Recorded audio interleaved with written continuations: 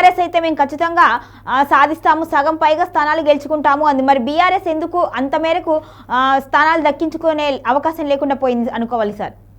అమ్మ, ప్రజలు ఏం చేశారంటే 2 సంవత్సరాలు అయిపోయింది, ఇంకో 3 సంవత్సరాలు వీళ్ళే అధికారంలో ఉంటారు అనే దాంతో ఏం చేశారంటే ప్రజలు ఖచ్చితంగా అధికార పార్టీకి ఓటేస్తారు. ఇప్పుడు అది కొత్త కూడా కాదంటున్నారు.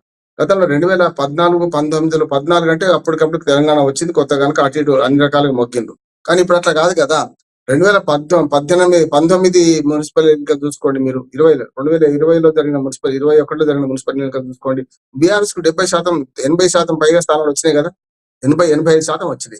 కనుక అధికార పార్టీ ఏది ఉంటుందో ప్రజల ఓటర్ల మూడు కూడా ఆ అధికార పార్టీకి అనుగుణంగానే ఉంటుంది. రాష్ట్రంలో అధికారంలో ఏ పార్టీ ఉందో ఆ పార్టీ వైపే వీళ్ళందరూ ఉంటారని నేను అనుకుంటున్నాను. అందుకనే దాన్ని బట్టే ఓటర్ల మూడు ఉంటది. అంటే హామీలు అమలైనయా లేవా, లేకపోతే దుర్మార్గ ప్రభుత్వమా, మంచి ప్రభుత్వమా.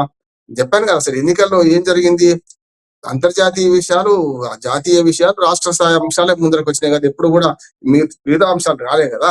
నేను ఇంకోటి కూడా చెప్తున్నాను, ఇప్పుడు ఈ ఎన్నిక మున్సిపాలిటీని గెలుచుకున్నట్టు కాదు, వార్డు మెంబర్లు అంటే కౌన్సిలర్లు ఎంతమంది గెలుచుకున్నారే ఇప్పుడు వస్తుంది లెక్క. దీని ద్వారా ఏమైందంటే కొన్నిసార్లు సమానంగా వచ్చినా, ఒక సీట్ ఎక్కువ వచ్చినా, నేను చెప్పినట్టు ఏదైతే మనకు కోఆప్ట్ చేసుకునే మెంబర్ ఉన్నారో వాళ్ళు మొత్తం మారుస్తారు సీన్ అంటున్నాను నేను. ఉదాహరణకు ఒక మున్సిపాలిటీ 20 ఉన్నాయి అనుకోండి, 11 వచ్చినోడు గెలవాలి కదా. 11 వచ్చినా గెలవదు, ఎందుకంటే 11 దాటి 9 వచ్చినోడు కూడా ఏం చేస్తారంటే ఆ 9కి 2, 3 ఎమ్మెల్సీలను ఎమ్మెల్యేని యాడ్ చేసుకున్నాను అనుకోండి, అప్పుడు మున్సిపాలిటీ చేసారిపోతే ఇంకో పార్టీ పోతుంది. అట్లా కూడా బీఆర్ఎస్ కి వచ్చిన ఇప్పుడు సీట్లు కూడా మొత్తం 6 మున్సిపాలిటీ రావాల్సిన అవసరం లేదు. 35 కాంగ్రెస్ కూడా 35 రాకపోవచ్చు.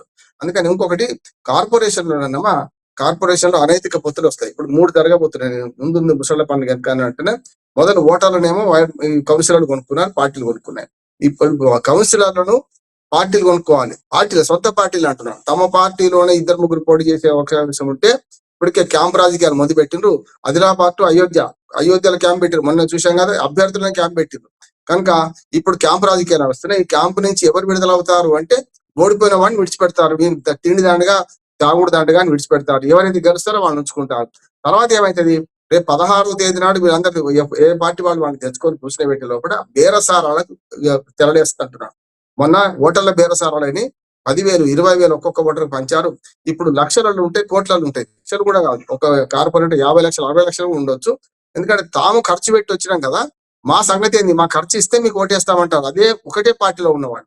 ఇక విప్పు జారీ చేస్తారు కనుక గతంలో లాగా ఫిరాయింపులకు అవకాశం లేదు.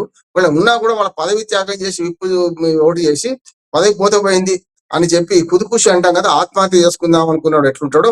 నేను పార్టీ విప్పుని ధిక్కరిస్తా, గౌరీ గారు మంచి అభ్యర్థి, గౌరీ గారికి వేస్తా, తర్వాత డబ్బులు తీసుకుంటా, తర్వాత పార్టీ పదవి పోతే పోయింది, 50 లక్షలు దక్కే కదా అని వాళ్ళు ఉంటారు కొందరు, అది తక్కువ.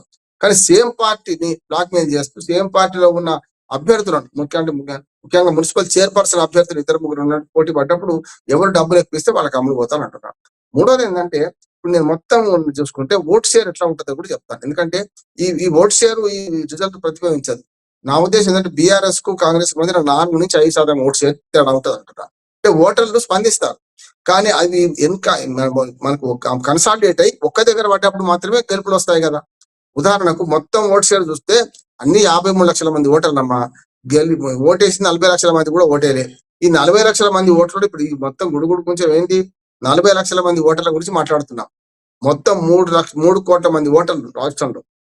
మొన్న పంచాయతీ ఎన్నికల్లో 1,61,00,000 మంది ఓటేశాం. చూసాం కదా మనం, 1,61,00,000 మంది, 1,40,00,000 మంది ఓటేశారు.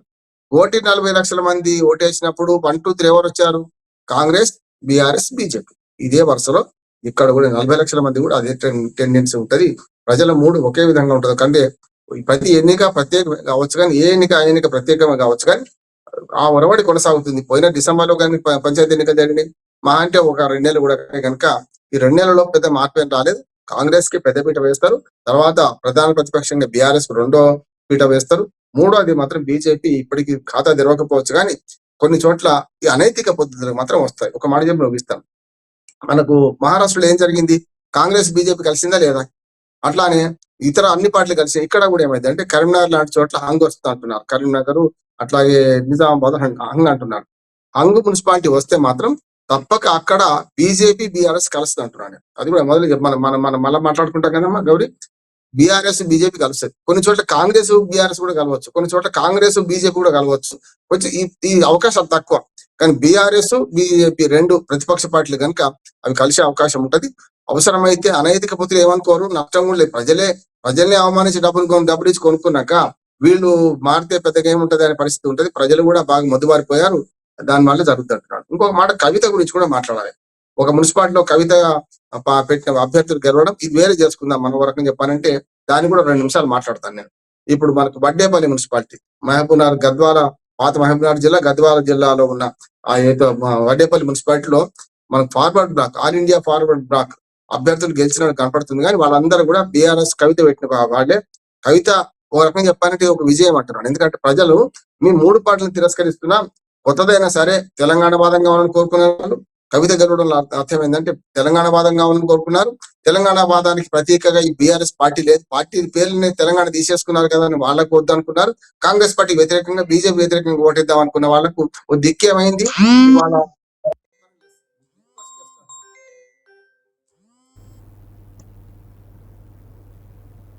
ఇవాళ వరంగా చెప్పాలంటే రేపు మున్సిపల్ ఎన్నికలు జరిగితే కవిత లాంటి వ్యక్తి సొంత తండ్రిని ఎదిరించుకుంటూ బీఆర్ఎస్ పార్టీ వ్యతిరేకించు ఆనాడు నష్టం జరిగింది, నష్టాన్ని ఉటంకించుకుంటూ ఇటు పక్క కాంగ్రెస్ పార్టీ కూడా సవాలు విస్తున్న క్రమంలో బీజేపీకి అసలు పోదు అన్నది కనుక బీజేపీ కట్టర్ నాకు శత్రువు అని అంటుంది, దాన్ని జైలు పెట్టింది బీజేపీ అంటుంది. కనుక ఈ 3 పార్టీలకు గుణపాఠం చెప్పిన మున్సిపాలిటీగా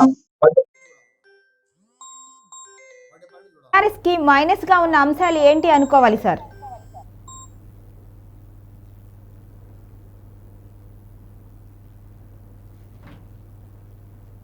ఏమంటారా? ఇక్కడ బీఆర్ఎస్ కి మైనస్ గా నిలిచిన అంశాలు ఏంటి అని అనుకోవాలి సార్? వినిపిస్తుందా సార్? బీఆర్ఎస్ కాంగ్రెస్ చేస్తున్నది అంటే ఓన్లీ వడ్డేపల్లి అంటారు, మొత్తం రాష్ట్రం అంటున్నారు. రాష్ట్రంలో అంటున్నారా? వినిపిస్తుందా సార్ మీకు? వినిపిస్తుంది. బీఆర్ఎస్ కు మైనస్ గా నిలిచిన అంశాలు ఏంటి అనుకోవాలి సార్? ఏం లేదమ్మా, బీఆర్ఎస్ మైనస్ గా అంటే అధికార పార్టీ కాంగ్రెస్ ఉన్నది, రేపు ఇంకా 3 ఏళ్ళు వాళ్ళే ఉంటారు. అటువంటి అప్పుడు అనవసరంగా గొడవ ఎందుకు, మనం అభివృద్ధి కావాలంటే 3 ఏళ్ళు చేద్దాం. ఇప్పుడు పెడతానంటే ఆశ, కొడతానంటే భయం ఉంటది కదా. ప్రజలకి ఏంటంటే 3 ఏళ్ళు వాళ్ళే ఉంటారు అనేది ఒకటి. పంచడంలో కూడా ఏ అధికార పార్టీ ఎక్కువ పంచిన డబ్బులు రెండో పార్టీగా బీఆర్ఎస్ పంచింది, తర్వాతనే బీజేపీ అందరికంటే తక్కువ పంచింది. దానివల్లనే డబ్బుల పరంగా పనిచేసింది, అధికారం పరంగా పనిచేసింది. అధికారం ఉంది కనుక పోలీసులు ఇతర సహకారం ఉంటది, అది కూడా పనిచేసింది. ఇవన్నీ ఉంటాయి. అధికార పార్టీకి ఏడ్చి ఉంటది అంటున్నాను నేను. కాకపోతే బీఆర్ఎస్ కూడా ఓడిపోయినా కింద పడ్డ పంచోతే మీద పడ్డ పంచోతే అని ఒక సామెత ఉన్నది. కింద పడ్డ మీద పడ్డ మాదే పై చేయని వాళ్ళు ఏమంటున్నారు ఇప్పుడు, మేము ఉన్నప్పుడు 80-90% గెలుచుకున్నాం, మీరు మహా అయితే 70-75% అంటున్నారు. అంటే మీరున్నప్పుడు నిరాక్రమణ చేసినట్టే కదమ్మా. బీఆర్ఎస్ వాళ్ళు ఇప్పుడు ఏమంటున్నారు అంటే మొన్న పంచాయతీల్లో కానీ వీటిలలో మేము ఉన్నప్పుడు చూసినావా, పంచాయతీల మున్సిపాలిటీ 80-90% గెలుచుకున్నాం, మీ లెక్క ఎంత 60-65% కదా అంటున్నారు కదా. నేనేమంటున్నానంటే ఇప్పుడు వాళ్ళంత అక్రమాలు చేయనంటే కదా, మీ అంత అక్రమాలు చేయనంటే కదా. కనుక ప్రజలు కూడా గమనిస్తున్నారు. ఇప్పటికీ బీఆర్ఎస్ పార్టీకి అధికారం పోయిన తర్వాత కూడా అహంకారం పోతలేదు, అవినీతి ఎట్లా ఉన్నది, గతంలో ఉన్నది. ఇప్పుడు అవినీతిని అహంకారాన్ని ఓడించారు. కాంగ్రెస్ పార్టీ గెలిపించడానికి బీఆర్ఎస్ చేసిన స్వయంకృత అపరాధం అంటున్నాను. ఇప్పటికి కూడా కేసీఆర్ గారు దీనిలో తిరగలేదు, చూశాను కదా. ముఖ్యమంత్రి స్థాయిలో రేవంత్ రెడ్డి గారు కూడా స్టేక్స్ పెట్టి తిరిగితే కేసీఆర్ గారు ఎక్కడ తిరగలేదు.